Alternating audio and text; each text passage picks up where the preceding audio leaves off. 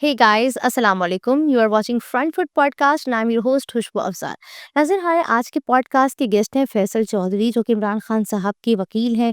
उनको वेलकम करने से पहले आपसे रिक्वेस्ट है कि आप हमारे चैनल को लाइक करें और सब्सक्राइब भी कर दें ताकि आप भी खबरें डिजिटल फैमिली का हिस्सा बन सके। सर वेलकम करते हैं आपको, बहुत शुक्रिया आपने अपना कीमती वक्त दिया। बताइएगा कि पाकिस्तान का निज़ाम इंसाफ पूरी दुनिया में मजाक बन के रह गया है, क्या कहेंगे? देखिए, ख़ासकर 26वीं तरमीम के बाद तो निज़ाम अदल जो है वो पहले भी कोई रोशन मिसाल तो नहीं था। लेकिन अब तो बिल्कुल ही अदालतों को जो है वो नगीं कर लिया गया है, कंट्रोल कर लिया गया है। और 26वीं तरमीम का मकसद जो है वो जो एक डिक्टेटोरियल फ़साड जो इस वक़्त कायम है मुल्क में जमहूरियत के नाम पे, उसको प्रोटेक्ट करना, उसको प्रिज़र्व करना 10 साल के लिए। तो ये उसकी कंटिन्यूएशन में किया गया है, जिससे निज़ाम अदल जो है पाकिस्तान में वो ज़मीन बोस हो गया है। और अदालतें जो है वो अब इंतज़ामी ओहदों या किसी भी मामलात से उस उ च चली गई। अल कायदा ट्रस्ट में इमरान खान किसी भी स्टेज पर बेनिफिशियरी साबित नहीं हुए, फिर भी सजा हुई। नहीं, ये केस सज़ा का है नहीं, ये केस जो है ये बिल्कुल जो है, ना तो इसमें कौमी ख़ज़ाने को कोई नुकसान हुआ है, ना इमरान खान को कोई बेनिफिट हुआ है, ना बुशरा बीवी ने कोई बेनिफिट लिया है। ये पैसे जो हैं, ये सारा जो केस है ये लीगली तो बनता नहीं है, लेकिन क्योंकि पॉलिटिकली मोटिवेटेड केस है, लिहाज़ा इस वजह से इसको जो है वो सज़ा भी हुई है। और इसमें कुल सज़ा मेरिट पे तो हुई नहीं है, क्योंकि 2020 में अप्रैल में तो ये बिल्कुल केस जो है नैब ऑलरेडी बंद कर चुकी है। तो इस बंद करने के बाद दोबारा इसको स्टार्ट करना और इमरान खान साहब को टारगेट करना और बुशरा बीवी को टारगेट करना, वही इसके पॉलिटिकल मक़ासद थे, वही हासिल किए गए हैं इससे। क्या आप समझते हैं कि पाकिस्तान की एजेंसीज अदलिया को बज़ोर बंदूक कॉर्नर करना चाहती हैं? जी, अदालतें फ़तह हो गई हैं और काफ़ी हद तक जो रेज़िस्ट कर रहे हैं जजेस, उनकी दुर्गत बनाई जा रही है। कोई ऐसे जजेस जो हैं, उनको कोर्ट पैकिंग कहते हैं हम अपनी लीगल ज़ुबान में। वहाँ पे ऐसे जजेस लाए जा रहे हैं जो कि ताबेदार हों, जो कि कानून से ज़्यादा ताकत के सामने सर झुकाएँ। तो ऐसे जजेस को अपॉइंट किया जा रहा है। सर इमरान खान को 190 मिलियन पाउंड केस में सजा सुना दी गई। ये फैसला आने से पहले ही आ चुका था, क्या कहेंगे? नहीं, हमें यही उम्मीद थी, हम तो 21 दिसंबर 2024 से तैयार थे। हमें इसके अलावा कोई फ़ैसला आने की तो नहीं थी, इसलिए हमारे लिए ये फ़ैसला हैरानगी का बायस नहीं था। खान साहब ने, मैं ने बैठ के हमने प्रेस कॉन्फ्रेंस के पूरे नोट्स तैयार कर लिए थे और नोट्स जो हैं ऊपर एक्सचेंज भी हो गए थे और सर्कुलेट भी हो गए थे। हमें इनके फैसलों की यही तवक्को थी और हमें अदालतों से इंसाफ ना पहले मिला और ट्रायल कोर्ट से ना पहले से इंसाफ मिला है, ना आइंदा मिलने की कोई उम्मीद है। तो बाकी जहाँ तक, क्योंकि लीगल रेमेडीज़ हमारे पास और तो नहीं है, हम इसको इस तरह से ही आगे चलेंगे जो अवेलेबल रेमेडीज़ है। इसी केस में हुसैन नवाज को मिलने वाली रकम का बाब बंद रखा गया, उन पे हाथ नहीं डाला गया।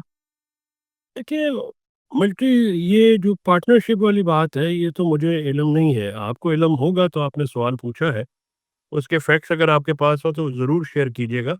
लेकिन डील ज़रूर है।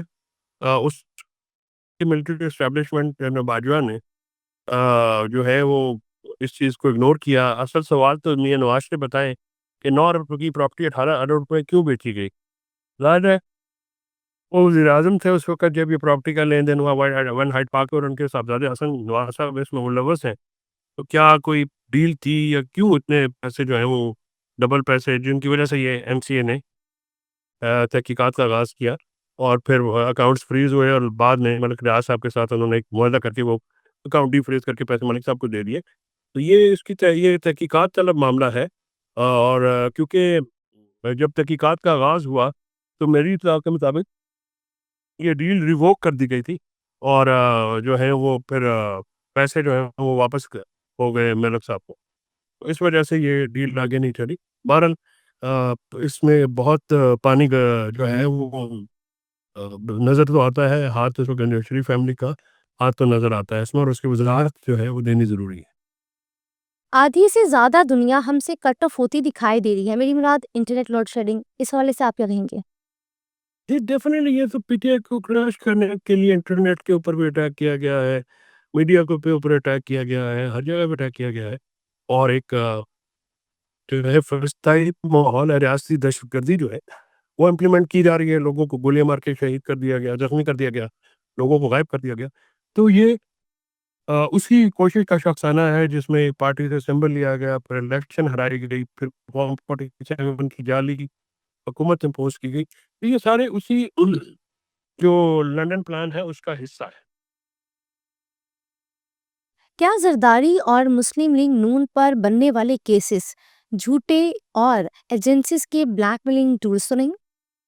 ये तो हमारे मुल्क में जब सियासी केस बनाए जाते हैं और उनके तो ओपन एंड शट केस थे, शहबाज शरीफ के ऊपर मनी लॉन्ड्रिंग का ओपन एंड शट केस था, वो भी बंद कर दिया गया, आपके सामने ही है।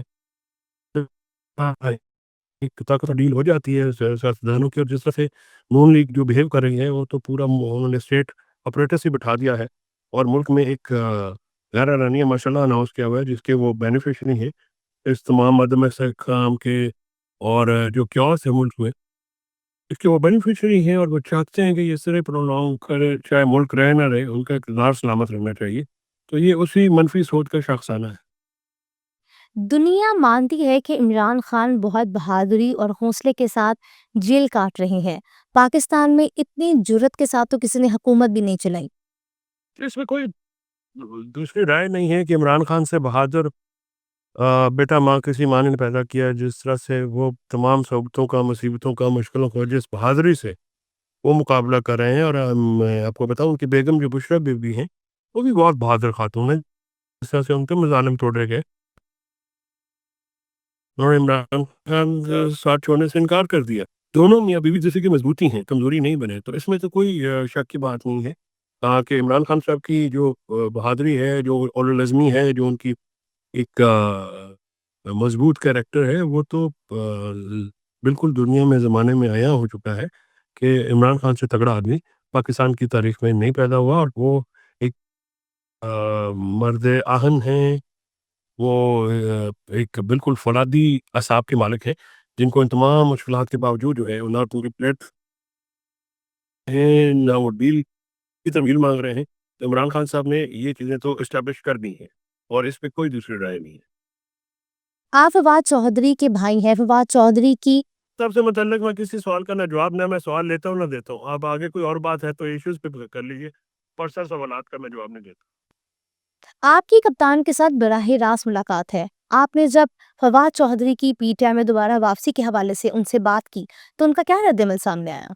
सर, वो इमरान खान साहब का और फवाद साहब का मसला है, मेरा उसमें कोई किरदार ना पार्टी में लाने के लिए है, ना पार्टी में ना रखने के लिए है। वो इमरान खान साहब और फवाद साहब का आपस में बहुत गहरा ताल्लुक है और वो एक-दूसरे को जानते हैं, तो मैं कोई मुझे एडवोकेट करने की ज़रूरत नहीं है। मेरी जो ज़िम्मेदारी खान साहब ने लेके आई है, मैं सिर्फ़ वही करता हूँ। और फवाद साहब जो हैं वो अ, मेरा मौज़ू इसलिए नहीं होता कि मेरा मौज़ू वो चीज़ें होती हैं जो इमरान खान साहब जिनके मुतल्लिक़ लाइल्म हो। फवाद साहब जो हैं, उनका आपस में बहुत पुराना रिलेशन है इमरान खान साहब के साथ। शेर अफजल मरवत एक बार फिर निशाने पर है। एजेंसीज के बंदे हैं जी। इस हवाले से आपके पास क्या इत्तलात हैं? देखिए, जस्टिस के बंदे होना ना होना मुझे तो इल्ज़ाम लगाने की आदत नहीं है, लेकिन काफ़ी हर बम को जाके लात मार देते हैं, और वो क्योंकि मुँह फट आदमी है, वो मुँह अपनी ज़ुबान क्योंकि अंदर तालू के साथ में नहीं रखते हैं, तो हमको नुकसान कि वो एक मेंटेबल भी है और बातें भी अच्छी कर लेते हैं, लेकिन वो फिर वो तो उनका तुप्पों का रुख अपनी पार्टी की तरफ हो जाता है, तो फिर वो अपने सिपाही मारने में ज़्यादा वो कामयाब रहते हैं, तो यही वजह है उनकी, वरना तो कोई मेरे ख्याल में जो एजेंसियों का आदमी होना या ना होना, ये क्योंकि मेरा तो ना एजेंसियों से कभी रब्ता हुआ है, ना मुझे पता है कि कौन उनका आदमी है। ये बाहर बैठे जो हैं, उनकी तो मुझे, और उन्होंने पूरी पार्टी को ही जो है वो इस तरफ लगा दिया, जो कि बदकिस्मत बात है, हर किसी के ऊपर इस तरह का इल्ज़ाम लगा दिया जाता है। मैं तो इसका कायल नहीं हूँ, या हर बंदे पे इल्ज़ाम लगा दिया जाए। अगर कोई एजेंसियों का आदमी है या नहीं है, मेरे इल्म में नहीं है, पार्टी में सारे बंदे जो है इमरान खान के लोग हैं, ये मुझे पता है। पाकिस्तानी और इंटरनेशनल तजिया निगार इंसानी हकूक और रियासती वायलेंस पर पाकिस्तान को वार्निंग्स दे रहे हैं। क्या समझते हैं कि आने वाले दिनों में कोई असरात मुरतब होंगे? देखिए, ये अब तक अवाम जो है वो अपने हकूक़ के लिए खड़ी नहीं होगी, जब तक आप अपने हकूक़ छीनेंगे नहीं, अपने अपने हकूक़ के लिए लड़ेंगे नहीं और सारे इकट्ठे होके नहीं लड़ेंगे, तो ये मामलात रहेंगे। ज़रा इंटरनेशनल प्रेशर है, آج بھی یورپین یونین کے کو جو نمائندے ہیں ان کا بڑا سخت پلان ہے جی پی ایس کو لے کے اور ہیومن رائٹ وائلیشن اور میڈیا ریسٹرکشنس کو لے کے. تو اس چیز کو غور کرنے کی ضرورت ہے، لیکن ایسا لگتا ہے کہ جو لوگ پاور میں ہیں یا اقتدار میں ہیں وہ شاید یہ بھول گئے ہیں کہ یہ مٹھی میں پکڑی ہوئی ریت کی طرح ہوتا ہے، وقت اور نکل جاتا ہے، اور تقریباً یہ وقت نکل گیا ہے، کسی ٹائم بھی مٹھی خالی ہو جائے گی. ملٹری قیادت پاکستان کے سب سے بڑی سیاسی عوامی پارٹی کو فسادی ٹولہ قرار دیتی ہے، کیا کہیں گے؟ یہ بالکل فوج کا جو سیاسی کردار ہے یا سیاست میں مداخلت ہے اس کی ہم شدید ناقد رہے ہیں.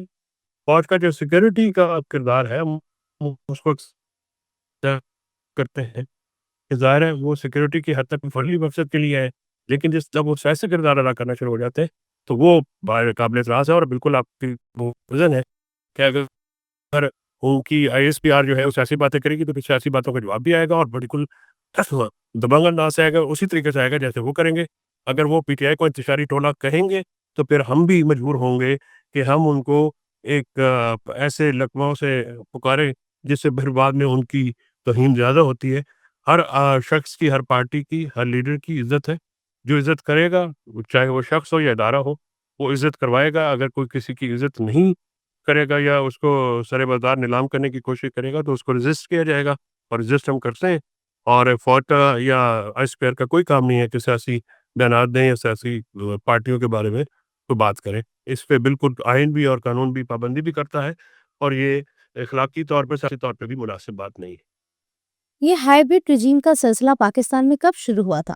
انشاءاللہ کوشش تو یہی ہے کہ پاکستان آئین اور قانون کے مطابق چلے، اور پاکستان میں یہ جو جبری نظام قائم کیے جاتے ہیں، جو فراڈ الیکشنز ہوتے ہیں، ان کا خاتمہ ہو. تو یہ جو ہے آئین کی بحالی کے لیے ہے، رول آف لا کی بحالی کے لیے ہے، اور آزاد میڈیا کی بحالی کے لیے ہے، آزاد انٹرنیٹ کی بحالی کے لیے ہے. تو انشاءاللہ اس میں جب تک قوم ساتھ پوری طرح سے کھڑی نہیں ہوگی سیسا پلائی دیوار کی طرح، تو تب تک ہم یہ بھگتے رہیں گے. جب عوام یہ فیصلہ کر لیں گے تو کسی کی اتنی ضرورت نہیں ہے کہ وہ ہم سے لڑ سکے.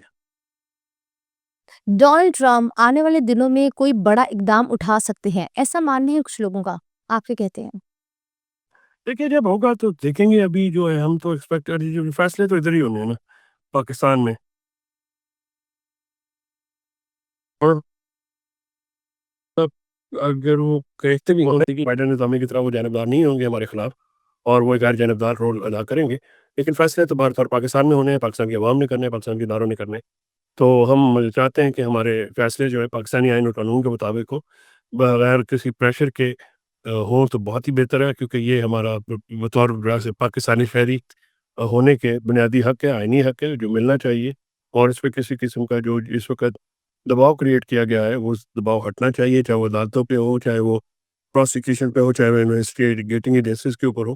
تو یہ دباؤ جو ہے ہٹا کے ہمیں فیئر ٹرائل ملنا چاہیے. یہ ہمارا پاکستان کے آئین کے تحت بنیادی حق ہے، اور اس حق کو ریاست کو تسلیم کرنا ہوگا، کرنا چاہیے. Thank you so much sir for your time.